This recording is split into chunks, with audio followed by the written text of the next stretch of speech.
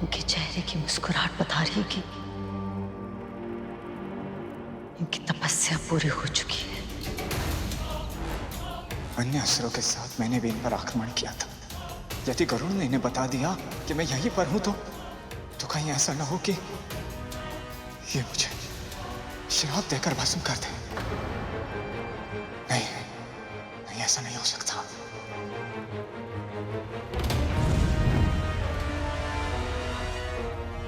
राहुल तो चला गया,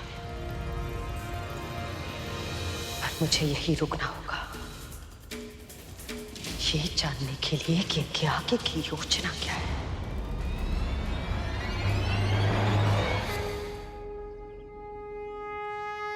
कल्याण हो।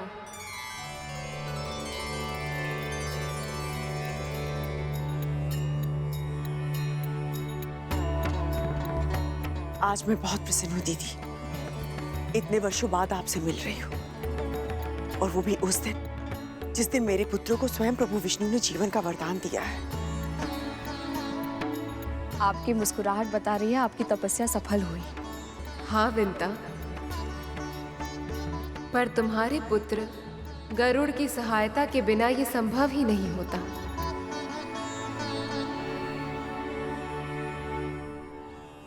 कहाँ है वो? माँ,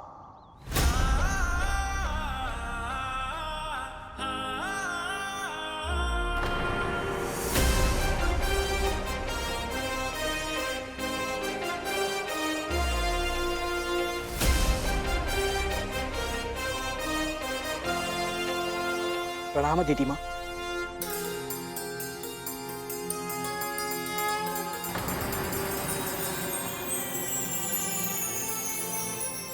जब मैंने आपको पहली बार देखा था, आप गहन तपस्या में लीन थे।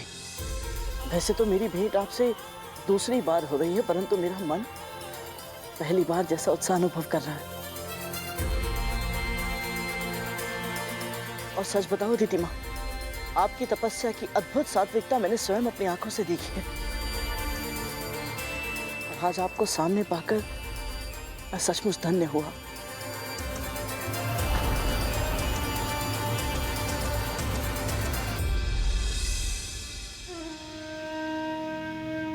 दासत्व का धागा अवश्य कद्रू ने गरुड़ को भी दास बनाया होगा।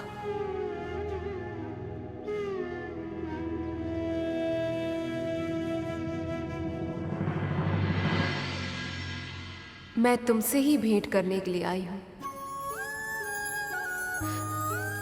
तुम्हारे परोपकार के लिए तुम्हें धन्यवाद देने।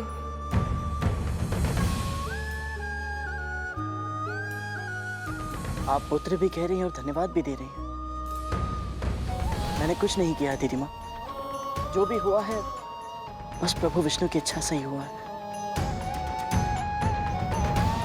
और सत्य तो ये है कि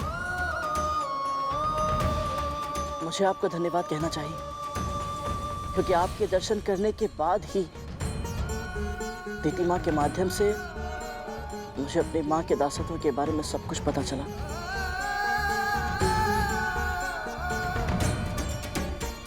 दीदी, आपकी तपस्या सफल हो गई है, तो देवताओं को दानवों पर विजय पाने का कोई ना कोई हल तो अवश्य मिल गया होगा। प्रभु विष्णु ने मुझे आश्वासन दिया है कि एक उपाय है जिससे देवताओं का भला तो होगा ही, और साथ ही साथ संसार में श्री भी वापस लौट पाएंगी। और उस उपाय के बारे में चर्चा करने के लिए देवताओं को शीघ्र ही विष्णु लोक पहुंचने का उन्होंने आदेश दिया है। इसलिए मुझे शीघ्र ही अपने पुत्रों के पास उनका ये संदेश पहुंचाना होगा।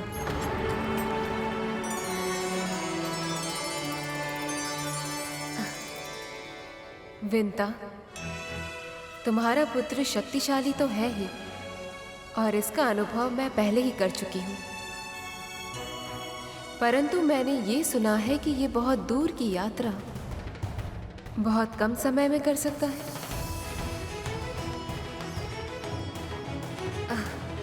इसलिए यदि तुम्हारी अनुमति हो तो मैं अपने पुत्रों तक पहुंचने के लिए इसे अपने साथ ले जाना चाहती हूँ।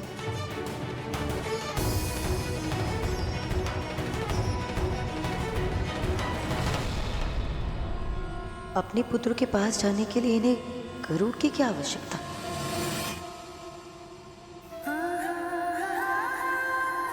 आपकी सेवा करना गरुड़ और मेरे लिए सौभाग्य होगा दीदी। पर क्या?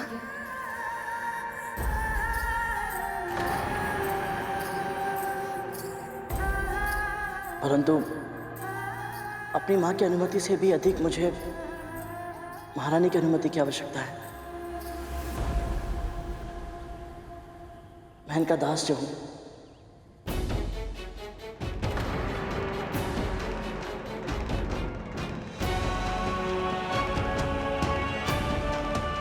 तुम्हारा सेवक यदि कुछ समय के लिए मेरी सहायता करे तो तुम्हें कोई आपत्ति तो नहीं है ना?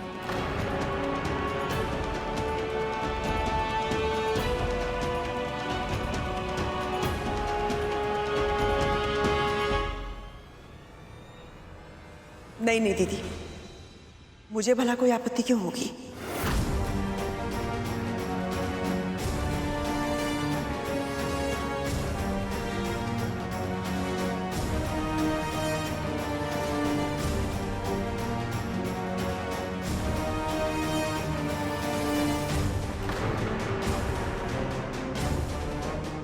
कद्रू, तुम ये ठीक नहीं कर रहे हो। माँ अधिक श्रम मत कीजिएगा और अधिक चिंता भी नहीं। समय पर भोजन कर लीजिएगा, जल पीना मत भूलिएगा और विश्राम कर लेना माँ, क्योंकि आपने अभी अभी कठिन व्रत रखा है और मेरे यहाँ से जाने के बाद आपका ध्यान रखने वाला कोई होगा भी नहीं। अब बस भी कर दे। मेरी बातों को परिहास में मत लीजिए। आप वचन दीजिए माँ कि आप अपना ध्यान रखेंगे, अन्यथा मेरा पूरा ध्यान केवल आप पर ही होगा और मैं अदिति माँ और देवताओं की सहायता नहीं कर पाऊंगा। दीजिए वचन। हाँ हाँ वचन देती हूँ। कुछ अधिक बड़ा नहीं हो गया है तू? मुझे निर्देश दे रहा है? मैं तेरी माँ हूँ कि तू मेरी माँ है? हाँ, बातों में मत उलझाइए। आपने वचन दिया है, अब इसका पालन करना पड़ेगा आपको। करूँगी पालन, अवश्य करूँगी। ध्यान रखूंगी मैं अपना, और तू भी अपना ध्यान रखना।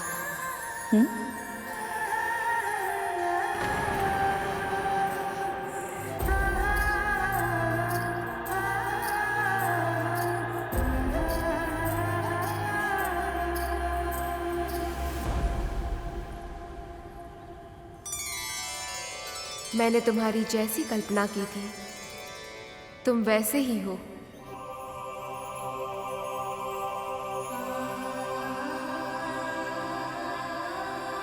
मैं जानती हूं कि तुम अपनी मां के लिए अत्यंत चिंतित हो,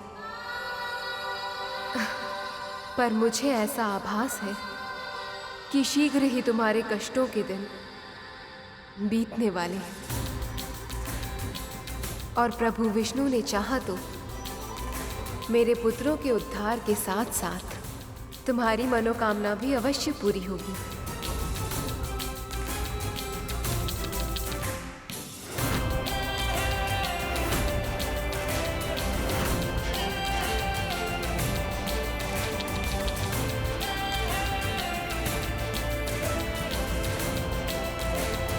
आज्ञा दीजिए माँ।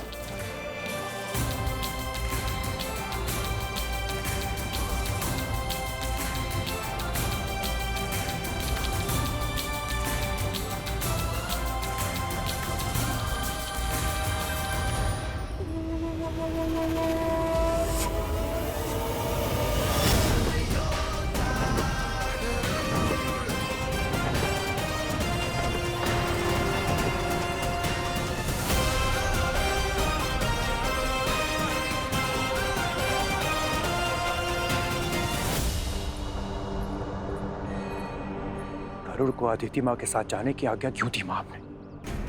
हाँ माँ, अभी तो हमने इसे हमारे भाइयों के साथ हुई दुर्घटना के लिए दंडित भी नहीं किया था, तो फिर? तुम्हें क्या लगता है? मुझे अच्छा लगता है कि वो मेरी बहुत से दूर जाए, किंतु क्या करती मैं?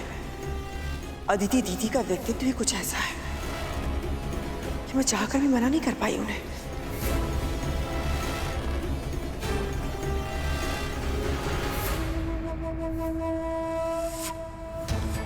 कर तो मैं भी कुछ नहीं पाई अदिति दीदी के सामने, पर अब मैं शांत नहीं बैठ सकती।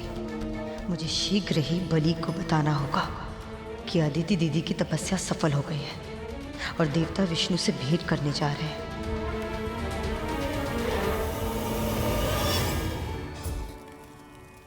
दिन पर दिन मैं निराश होता जा रहा हूं। कब तक हम इस प्रकार छुप छुप के अपना जीवन जीते रहेंगे? स्वर्ग मिल गया है इन असुरों को, अब भी संतोष नहीं है। हमें ये हर क्षण ढूंढते रहते हैं, ढूंढ ढूंढ कर हमें मारना चाहते हैं। अब क्या करें? उनके गुरु शुक्राचार्य ने उन्हें संजीवनी विद्या जो दे दी है, अब उन्हें मृत्यु से भय नहीं लगता। और इन सब का कारण मैं हूं। यदि मैं अपने अहंकार में दुर्वासा और वाल्खिल्य जैसे महान ऋषियों का अपमान नहीं किया होता तो ना तो मुझे श्राप मिलता और ना ही हमारी ये दुर्दशा होती और ना ही हमें इस तरह भटकना पड़ता।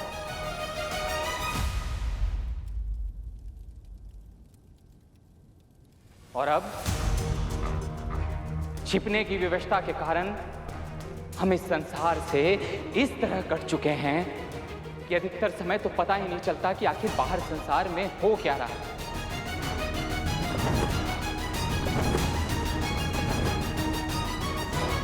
ये ध्वनि कैसी है?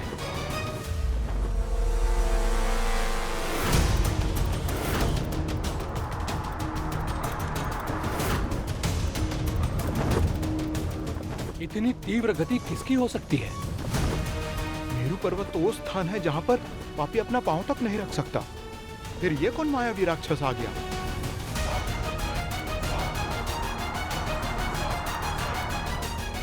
बलि ने स्वर्ग पर अधिकार कर लिया है और अब तो नारायण ही जाने कि ये किन किन शक्तियों को इकट्ठा कर चुका है और किस किस को अपना सहयोगी बना चुका है।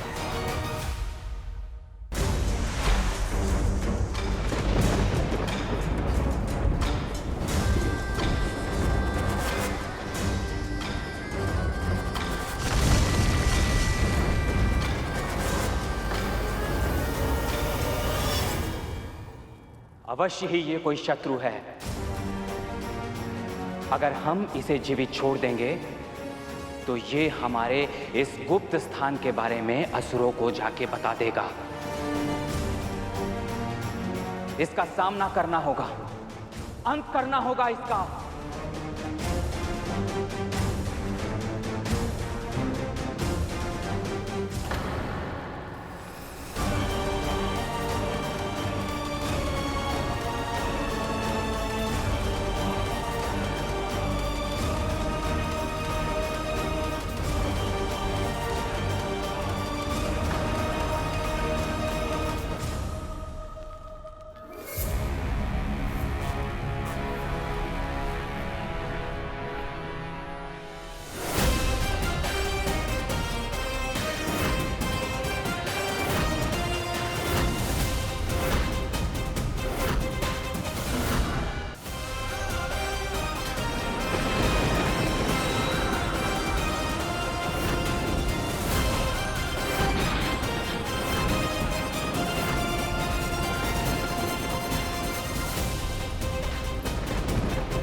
ठहरो पुत्र।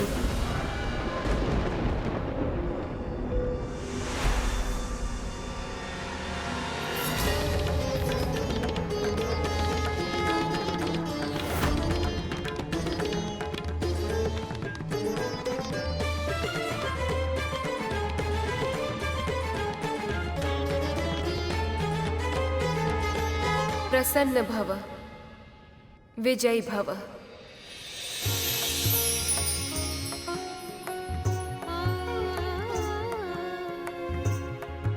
मित्र को शत्रु समझने की भूल मत करो पुत्र। प्रतिद्वंदी नहीं है ये, रक्षक है। मेरी रक्षा और मेरी तपस्या की रक्षा इसी ने की है। अन्यथा वज्रांग की पूरी सेना ने तो कोशिश की थी मेरी तपस्या भंग करने की। पूरी असुर सेना पर विजय पाने वाला ये महापराक्रमी योद्धा तुम्हारी विमाता विंता का दूसरा पुत्र है, गरुड़।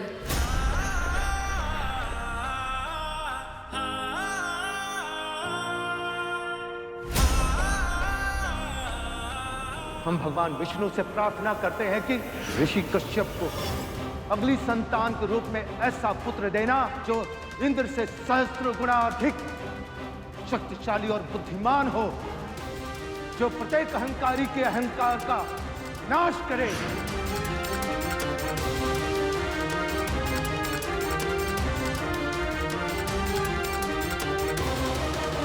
आप सभी को मेरा सादर प्रणाम।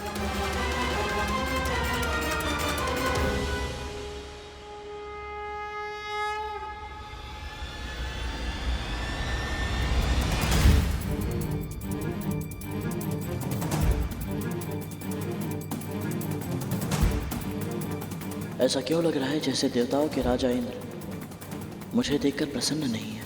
आकाश का इंद्र कहलाएगा वो, आकाश का इंद्र कहलाएगा वो। गरुड़, भीतर चलो, मुझे तुम्हारे साथ एक आवश्यक चर्चा करनी है।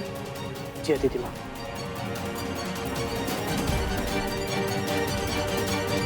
प्रभु, गरुड़ के कारण ही माँ अदिति की तपस्या पूरी हो पाई है, वे सुरक्षित रह पाई हैं। फिर भी देवराज इंद्र गरुड़ को शत्रुता की दृष्टि से क्यों देख रहे हैं? क्योंकि ईर्ष्या की भावना ही विषैली होती है शेष। वो व्यक्ति की बुद्धि को भ्रष्ट कर देती है और मन की अन्य भावनाओं को नष्ट कर देती है। पर ईर्ष्या के जाल में फंसने वाले इंद्र अकेले नहीं, तुम्हारी मां कद्रू भी ऐसी ही ईर्ष्या के वश में आकर कृतज्ञता की भावना को वो पूरी तरह भूल जाती हैं। पर वो व्यक्ति जो दूसरों के द्वारा किए गए उपकार को सदैव स्मरण रखता है, उसका जीवन के प्रति दृष्टिकोण ही बदल जाता है। वह आसपास की बुराइयों को भूलकर केवल उसे देखता है जो उसके जीवन में शुभ है, अच्छा है। ऐसा गुण रखने वाला व्यक्ति सदैव प्रसन्न और संतुष्ट रहता है, जैसे कि आज देवी विंता है।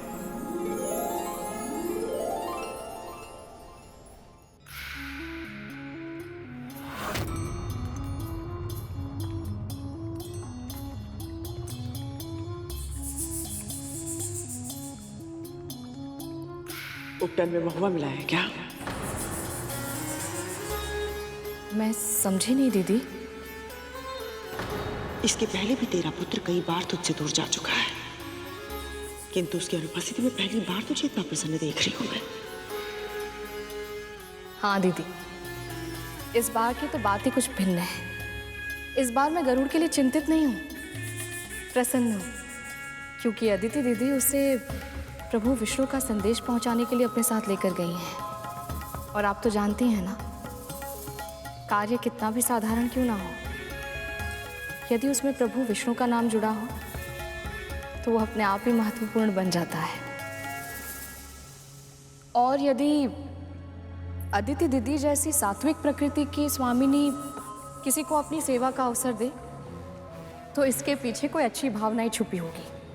क्या पता वो मेरे पुत्र को आशीर्वाद देना चाहती हूँ। अभी भी आशीर्वादों की कमी है तेरे पुत्र को?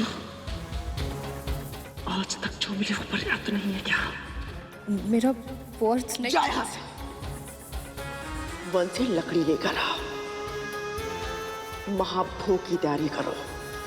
मेरे पुत्र दुर्बल हो चुके हैं, उन्हें अपनी शक्ति फिर से प्राप्त करने के लिए अच्छे भोजन की आवश्यकता है। जा यहाँ से। जी।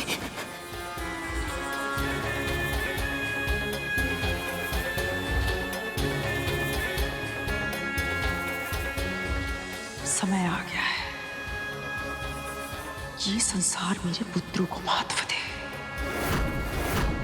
उन्हें वो सम्मान दे जिसकी वो योग्य है। और अब इस कार्य को संभव बनाने के लिए मैं कुछ भी करूंगी, कुछ भी। नारायण ने मुझे ये तो नहीं बताया कि उनका उपाय क्या है। परंतु आश्वस्त अवश्य किया है कि उनके इस उपाय से केवल देवताओं की ही नहीं परंतु समस्त संसार की सहायता होगी, अखिल विश्व का कल्याण होगा, क्योंकि उनके इस उपाय के कारण ही श्री सृष्टि में लौट पाएंगी। अर्थात आपके कहने का अर्थ यह है कि माता लक्ष्मी और प्रभु विष्णु का विरह समाप्त होने वाला है।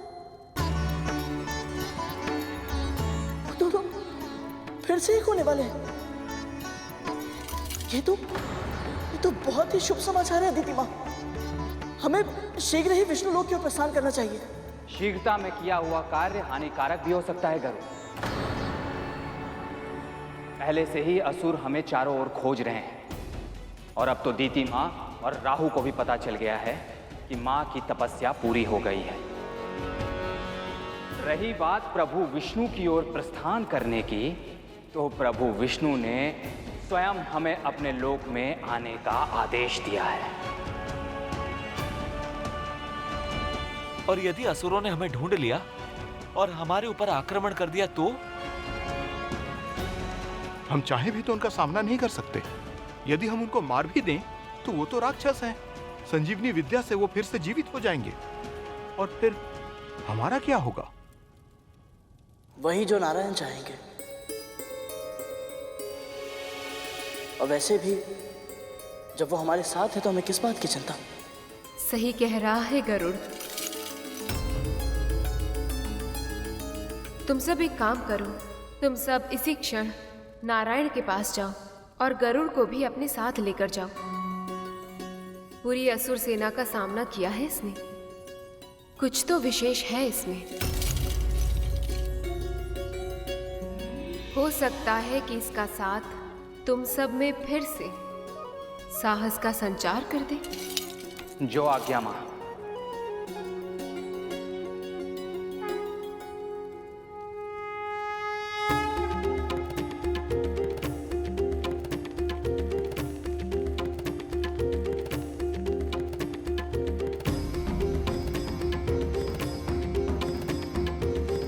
आशीर्वाद दीजिए दीदी माँ।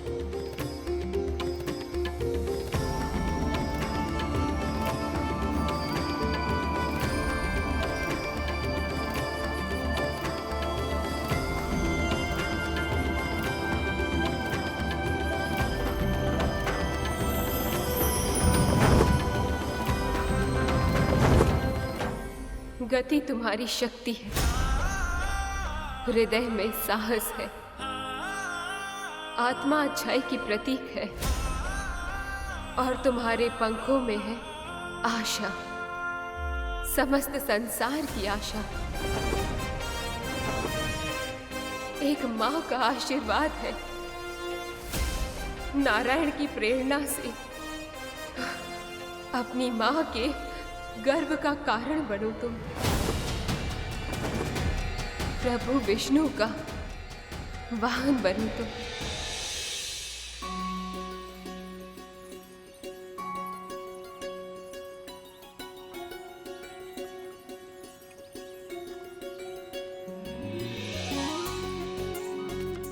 दीदी के सामने तो बोल नहीं पाई, पर सत्य तो ये है कि आज पहली बार गरुड़ कद्रू दीदी की दास्तां से मुक्त होकर प्रभु विष्णु के कार्य के लिए गया है। इस बात से मैं इतनी प्रसन्न हूँ, इतनी प्रसन्न हूँ। ऐसा लग रहा है जैसे उसके नहीं मेरे ही पैरों की बेड़ियाँ खुल गई हूँ।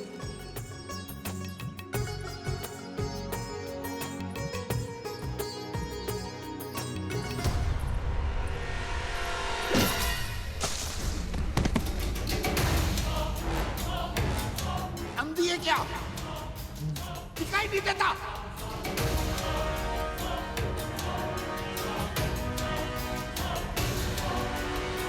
कैसा घाव है वो? क्या रोग है? ये गंध इन्हीं घाव की लग रही है। कौन है ये लाचार व्यक्ति? कामदेव का अवतार में जो मेरे ऊपर से दृष्टि नहीं हटती तेरी। यहाँ बैठे बैठे एक कोड़ के रोग का उपवास बताना चाहती है।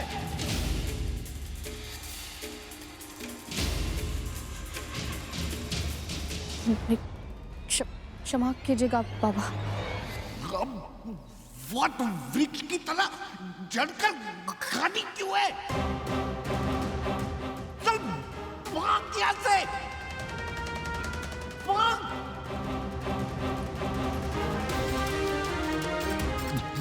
क्षमा कीजिए।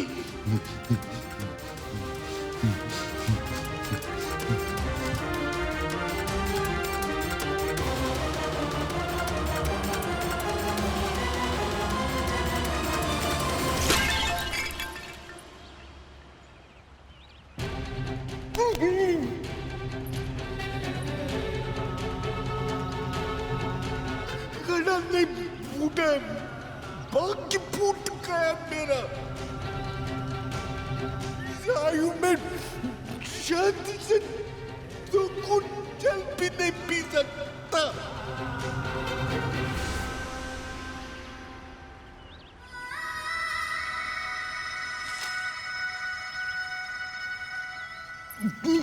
नारियां तो निकट क्यों आ रही है?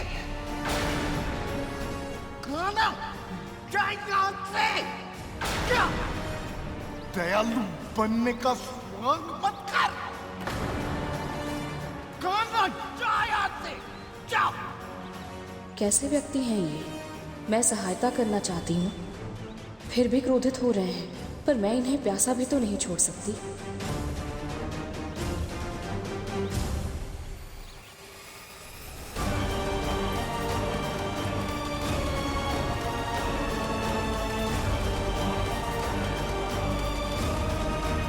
अभी मन नहीं भरा तेरा और चिढ़ा रही है। देख नहीं मेरे हाथ कांप रहे, ये भी गिर जाएगा। जल पिलाना है तो अपने हाथ से पिला, वरना जाया।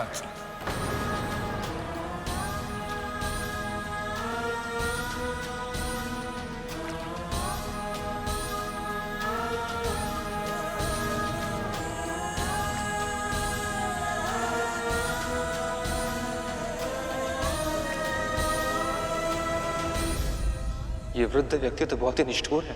ये उस असुर की भांति है जो कभी संतुष्ट नहीं होती। आपने सही कहा प्रभु, किंतु विंता मां का हृदय तो करुणा का सागर है।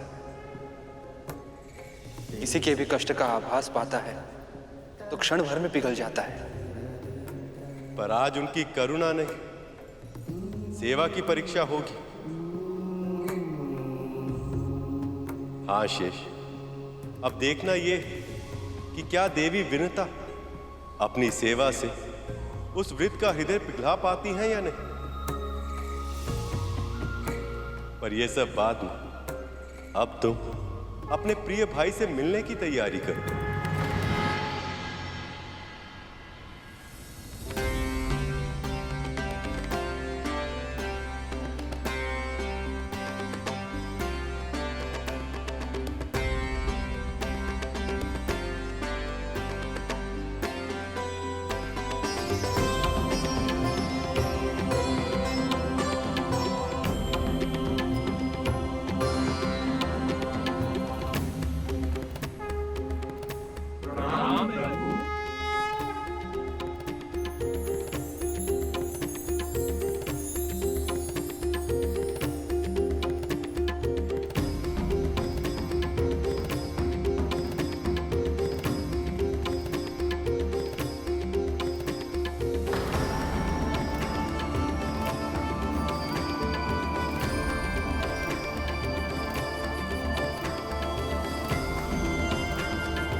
प्रभु विष्णु ने स्वयं मां को दर्शन देकर हम देवताओं को यहाँ बुलाया था, पर अब इस गरुड़ के सामने तो ये हमारी ओर दृष्टि उठाकर देख तक नहीं रहे।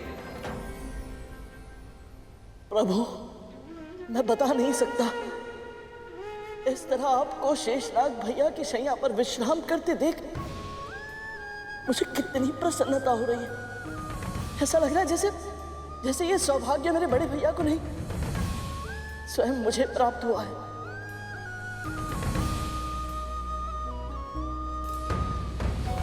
मुझे स्मरण है पिछली बार जब मैं वैकुंठ आया था तो यहाँ की आभा फीकी थी, वातावरण निस्तेज। परंतु अब आप समाधि से बाहर आ गए प्रभु, और यहाँ की आभा तनिक लौट आई। अब बस शीघ्र ही माता लक्ष्मी भी यहाँ वापस आए और आपके साथ विराजमान हो।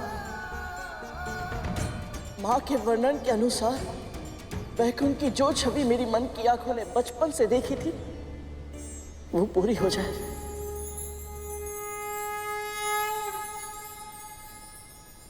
सत्य कह रहे हो गरुड़। लक्ष्मी के जाने के पश्चात केवल वैकुंठ ही नहीं, स्वयं मैं भी अधूरा हूं। मैं तो केवल ये कल्पना कर सकता हूं, कितने लंबे विरह के बाद मेरी प्रिय, मेरी लक्ष्मी कितनी पीड़ा सहती होगी।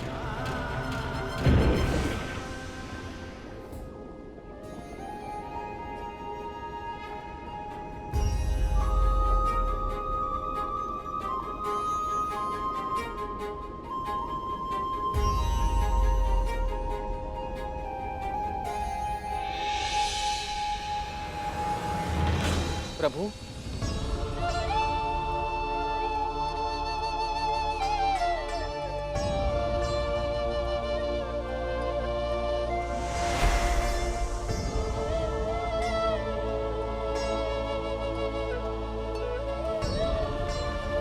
प्रणाम गुरुदेव। यशस्वी भव, कीर्तिमान भव।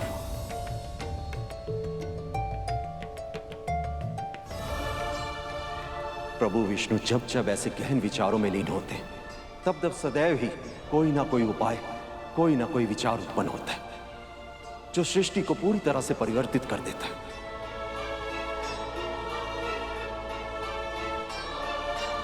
प्रभु, आपने मुझे स्मरण किया। मैं जानता हूं कि असुर संजीवनी विद्या के कारण मृत्यु को परास्त कर स्वर्ग के सुखों को भोग रहे हैं, और आप सब यहाँ उस योजना की प्रतीक्षा कर रहे हैं जिससे असुरों का सामना करने में आपको सहायता मिले। पर मैंने आप सबको यहाँ केवल उस योजना की चर्चा करने के लिए नहीं बुलाया। पूरे संसार को मैं उससे भी अधिक मूल्यवान वस्तु प्रदान करूंगा।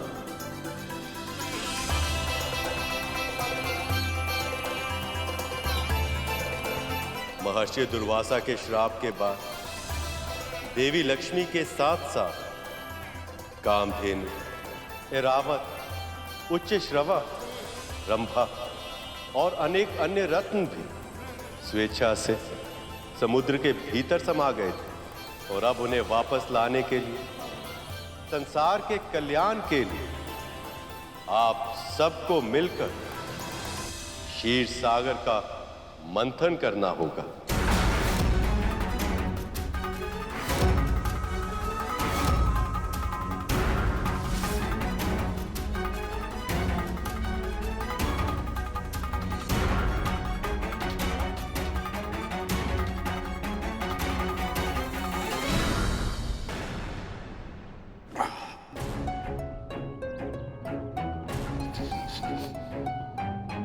पिला दिया ना जल, अब जाए जा।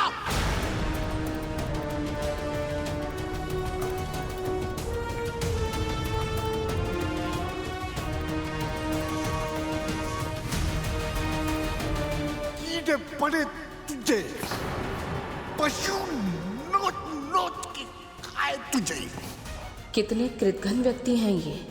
मैंने इन्हें जल पिलाया और ये आशीर्वाद देने के स्थान पर ऐसा भयानक श्राप दे रहे हैं। कब तू पकेगा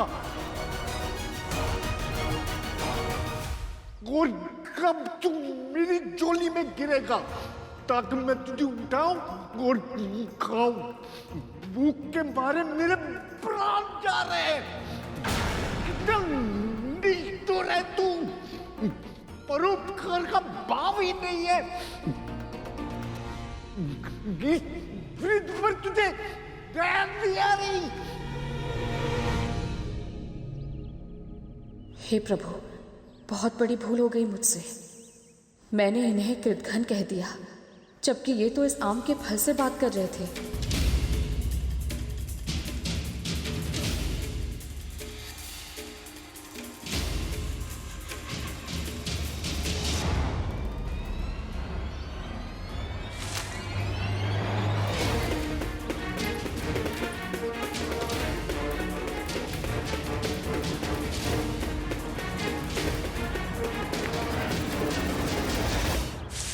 अब क्या मारेगी मुझे?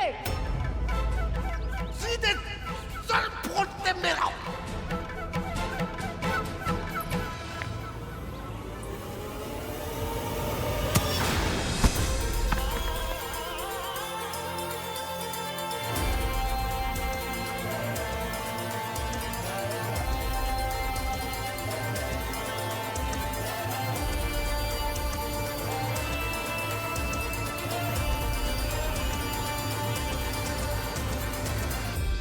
आप इतने भूखे थे बाबा? क्यों? तू मेरी माँ है क्या?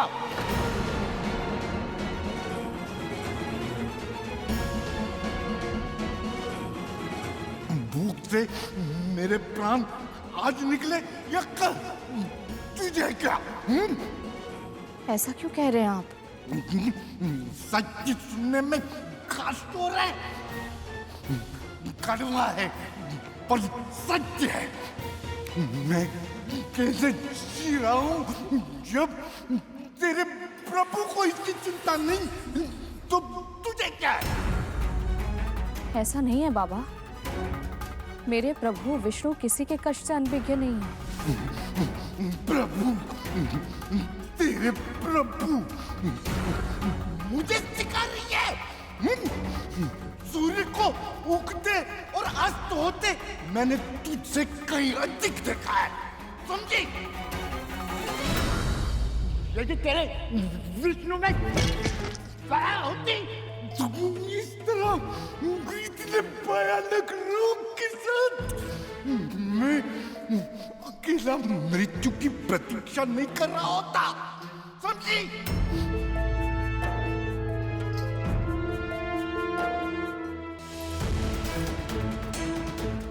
आप अकेले नहीं रहेंगे बाबा, प्रभु की प्रेरणा से ही मैं यहाँ आई हूँ।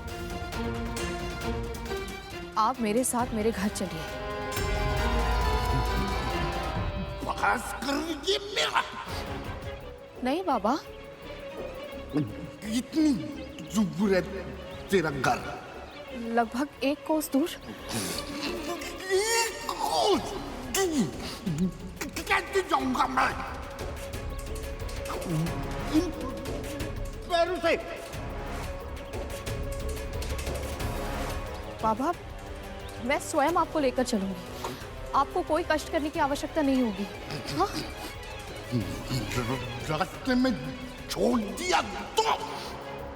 मेरा विश्वास कीजिए, ऐसा कुछ नहीं होगा बाबा। आप चलिए मेरे साथ। हाँ,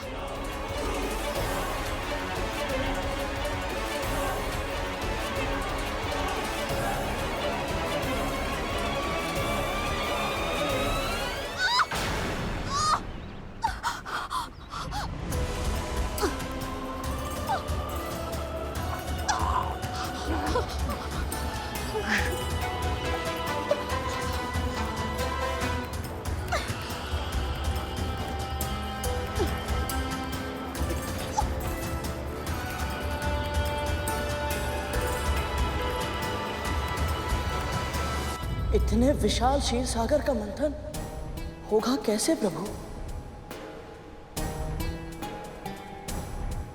ऐसी मथनी जो संपूर्ण क्षीर सागर को मत दे, और ऐसी रस्सी जो मथनी को बांध ले, ऐसी दोनों वस्तु का प्रबंध कहां से होगा प्रभु?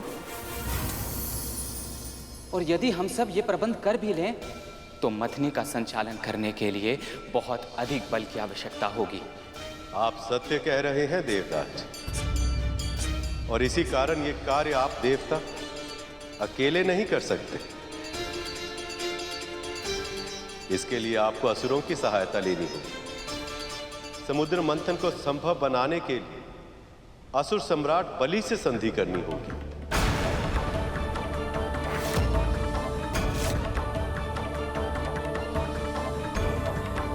विष्णु जी चाहते हैं कि मैं असुर राज बलि से संधि करूं, उन असुरों से जिन्होंने मुझसे मेरा स्वर्ग लोक छीना, जो हमारे प्राण के पीछे ऐसे पड़े हैं कि हमें छुपते फिरना पड़ रहा है। ये संधि नहीं होगी, कभी नहीं। परंतु ये कैसे संभव है प्रभु? देवों और दानवों की शत्रुता तो अनंत काल से चली आ रही है। ये अचानक से समाप्त कैसे होगी प्रभु?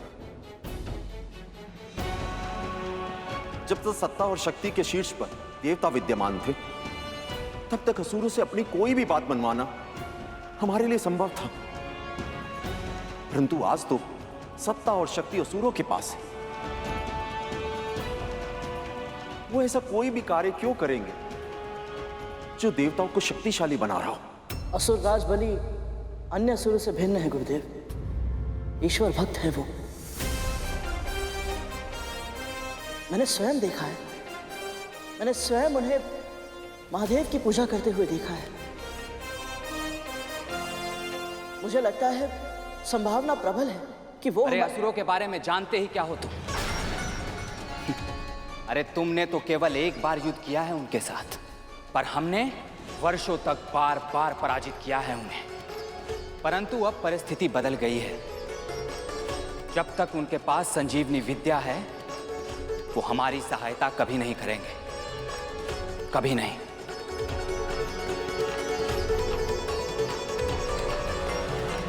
संजीवनी विद्या के कारण इस समय शक्ति का समीकरण असुरों के पक्ष में है।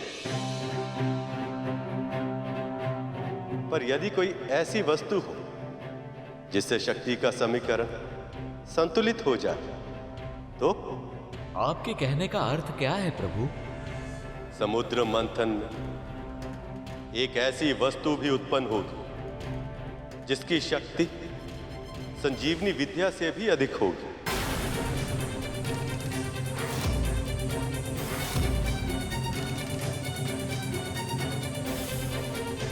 संजीवनी विद्या तो मृत्यु के बाद प्राणी को जीवित करती है, पर यह वस्तु प्राणी को कभी मरने ही नहीं देगी। ये सभी प्राणियों को अजर अमर बना देगी।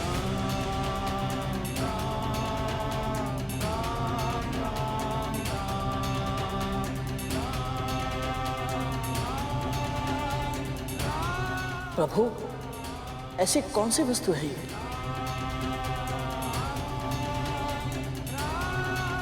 अमृत।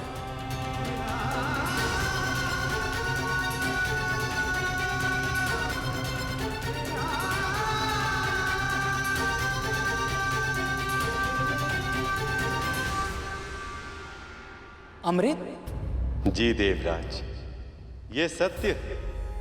समुद्र के गर्भ में अमृत भी है।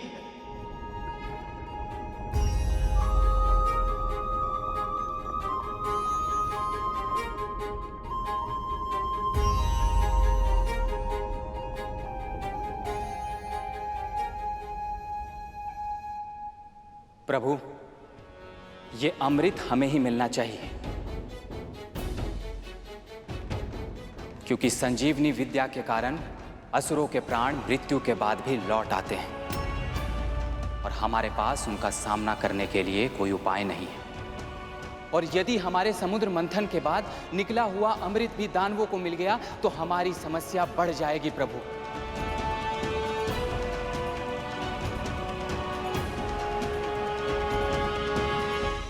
क्षमा करिए प्रभु, क्षमा करिए, पर हम ऐसा नहीं कर सकते। असुर सम्राट बलि से संधि नहीं कर सकते हैं हम प्रभु।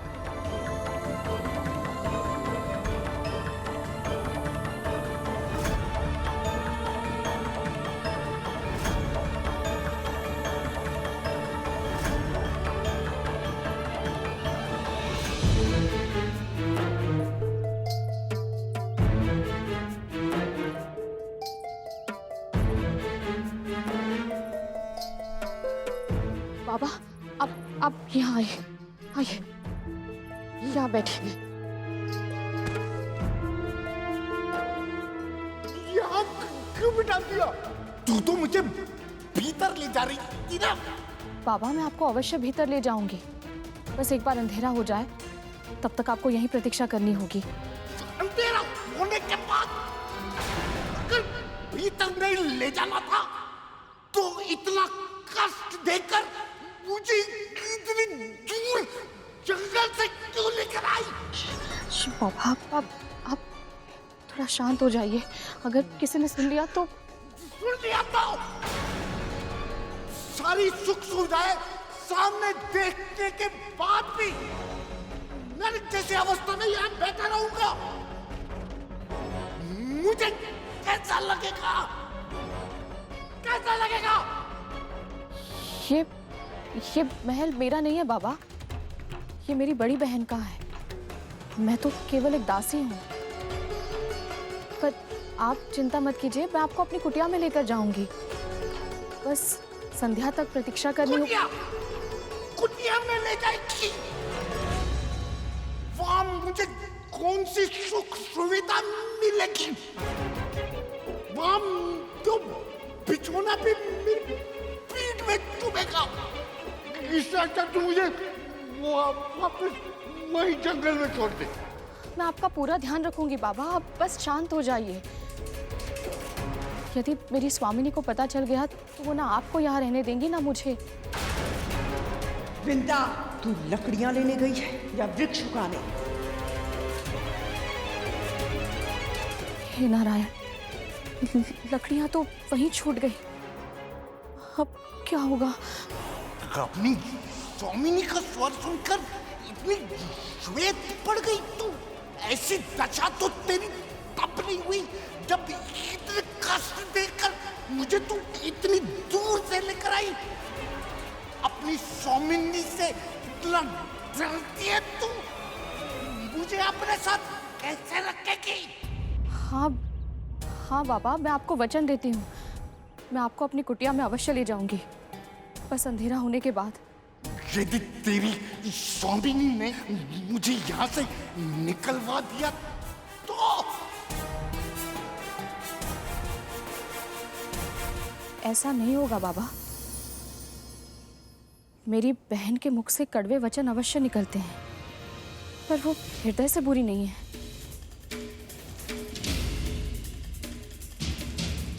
चिंता, महल के बाहर खड़ी रहेगी या भीतर भी आएगी? भोजन बनाना है, मेरे पुत्र भूखे हैं। अभी आई महारानी।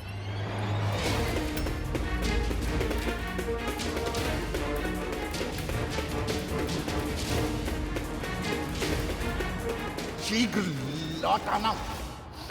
संध्या होने से पहले मुझे यहाँ से लेकर जाना।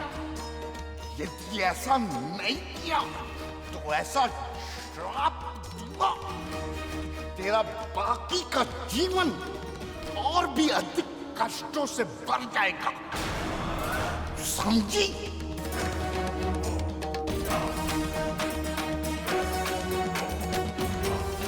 जा।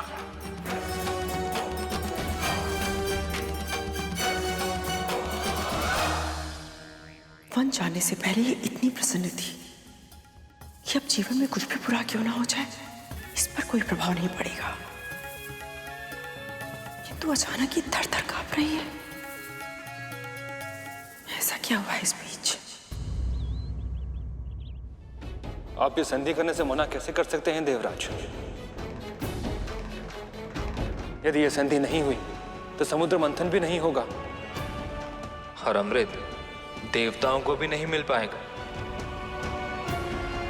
असुरों के समान शक्तिशाली होने का आप सभी के पास यही एक अवसर है, और जब स्वयं प्रभु विष्णु ये सुझाव दे रहे हैं तो इन्होंने सभी संभावनाओं पर विचार अवश्य कर लिया होगा। आपकी आशंका उचित है देवराज। यदि असुरों को ही अमृत मिल गया तो यह समस्या और उलझ जाएगी, परंतु गरुड़ भी सही कह रहे। आपको नारायण पे विश्वास करना होगा। क्योंकि प्रभु ने सदा ही धर्म और सत्य का साथ दिया और अभी भी वो अच्छाई पे बुराई की जीत नहीं होने देंगे। मंथन के कारण समुद्र के भीतर से निकले गए रत्नों में से किसे क्या मिलेगा ये तो भविष्य के गर्भ में, परंतु अभी मैं आपको यह आश्वासन अवश्य दे सकता हूं कि यदि आप अमर होना चाहते हैं तो यही समय है। इसके बाद ऐसा अवसर आपको कभी प्राप्त नहीं होगा। इसलिए आप भली भांति विचार कीजिए देवराज। अब आपको निर्णय लेना ही होगा कि आप अपने भय को जीतने देंगे या मुझ पर अपने विश्वास को विजयी बनाएंगे। प्रभु, आप पर विश्वास ना करने का तो प्रश्न ही नहीं उठता, पर देव और दानवों की संधि अकल्पनीय है। पर यदि क्षीर सागर का मंथन ही आपकी इच्छा है तो हम सब देव ये संधि अवश्य करेंगे।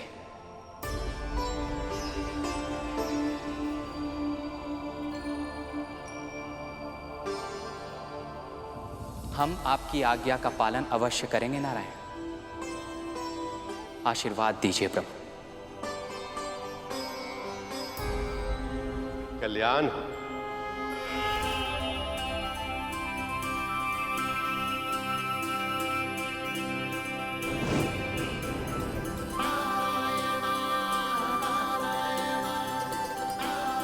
अब मुझे भी आज्ञा दीजिए प्रभु।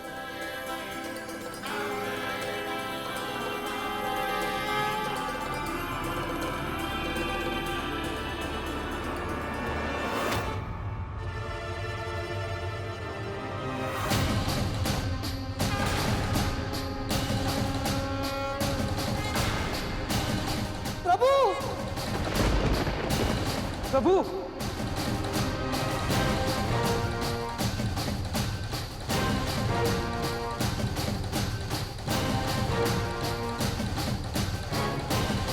भैया भैया, ये प्रभु को क्या हो गया?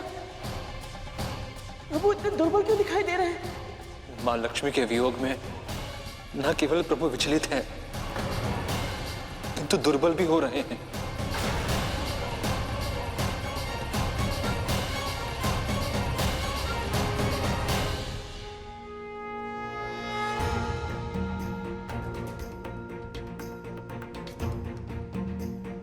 दुर्बल नहीं, निर्बल हूं मैं उनके बिना, अस्तित्वहीन हूं। जैसे ब्रह्मा का ज्ञान सरस्वती से है, जैसे शिव की शक्ति पार्वती से, वैसे लक्ष्मी केवल मेरी अर्धांगिनी नहीं, मेरा उत्साह, मेरी ऊर्जा, मेरी प्रेरणा है लक्ष्मी। ये विरह देवी लक्ष्मी से भी सहा नहीं जा रहा है और उनकी पीड़ा का आभास मेरे बल को, मेरी इच्छा शक्ति को और भी कम कर रहा है।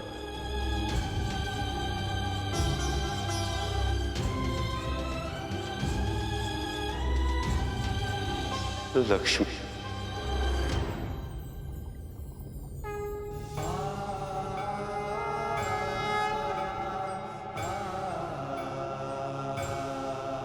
नारायण नारायण।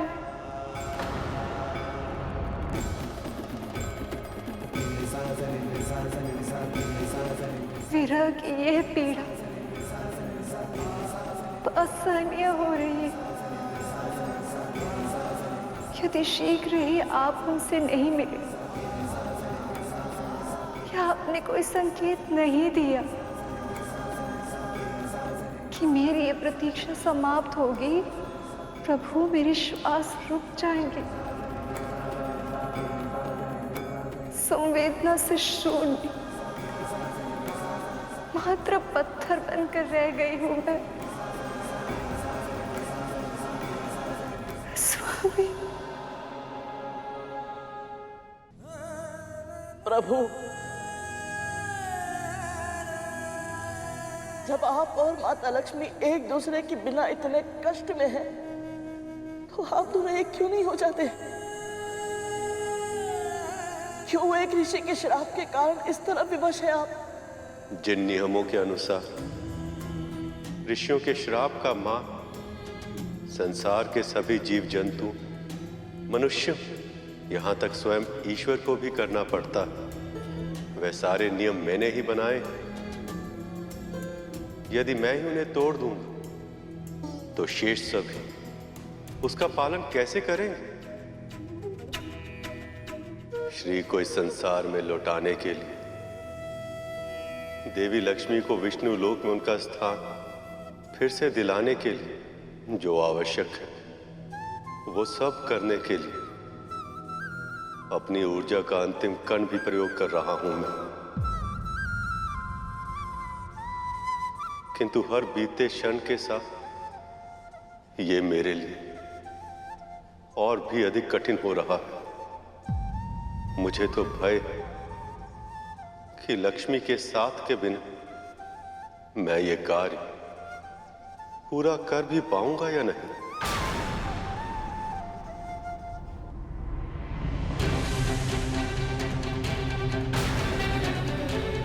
प्रभु, प्रभु, भैया, प्रभु की ये दशा देखकर मैं शांत नहीं रह सकता। जब मां दुख से रोती है तो कष्ट होता है, जब पिता की आंखों में आंसू आते हैं तो ऐसा लगता है जैसे अपने सिर की छाव किसी ने छीन ली। मां अपनी संतानों से सुख दुख सब बांटती है, परंतु पिता अपनी संतानों को भनक तक नहीं होने देते कि उन्हें कष्ट है। कितनी असहनीय होगी परम पिता की पीड़ा। आज अनजाने में ही सही अपनी संतानों के सामने छलक आई, फिर भी कितने विवश हैं हम। चाहकर भी इनके कष्ट को दूर करने के लिए कुछ नहीं कर सकते।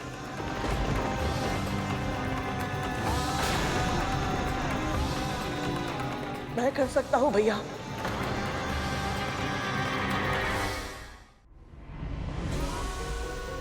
और मैं करूंगा भी। समुद्र मंथन का सबसे बड़ा उद्देश्य है आदि पुरुष विष्णु और आदि देवी लक्ष्मी का एक होना। परंतु अब समुद्र मंथन में समय है, इसलिए मैं वो कड़ी बनूंगा जिसकी सहायता से परम पिता और माता इस विरह की अवधि को पार कर पाए। फिर समुद्र मंथन के लिए जो आवश्यक होगा मैं वो सब करूंगा ताकि ये दोनों शीघ्र फिर से एक हो पाए। प्रभु के मन का संदेश मैं माता लक्ष्मी तक पहुंचाऊंगा। क्या? नहीं करोगे? तुम ऐसा कुछ नहीं करोगे? क्षमा कीजिए भैया, परंतु मुझे करना ही पड़ेगा। परम पिता की ऐसी दशा देखने के बाद मैं मां से मिले बिना नहीं रह पाऊंगा। हठ मत करो करो। तुम्हें क्या लगता है यदि यह संभव होता तो क्या परम पिता स्वयं मां के भेंट नहीं करते? पर ऐसा करने से महर्षि दुर्वासा का अपमान होगा गरुड़। मैं महर्षि दुर्वासा का अपमान कभी नहीं करूंगा भैया। महर्षि के श्राप ने परम पिता और माता को बाध्य किया है, उनके इस पुत्र को नहीं। मैं इन दोनों के बीच एक दूत का कार्य करने के लिए स्वतंत्र हूं। गरुड़, मेरे भाई, मुझे लगता है कुछ भी ऐसा करने से पहले तुम्हें प्रभु की आज्ञा ले लेनी चाहिए।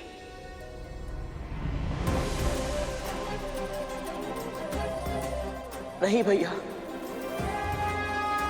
अपनी अर्धांगिनी के प्रति प्रेम और महर्षि के श्राप के सम्मान में किसी एक का चुनाव करने के लिए प्रभु को मैं विवश नहीं कर सकता। मुझे यह कार्य प्रभु की आज्ञा के बिना ही करना पड़ेगा, ताकि नियम तोड़ने का कोई दोष लगे भी तो मुझ पर लगे, मेरे प्रभु पर नहीं।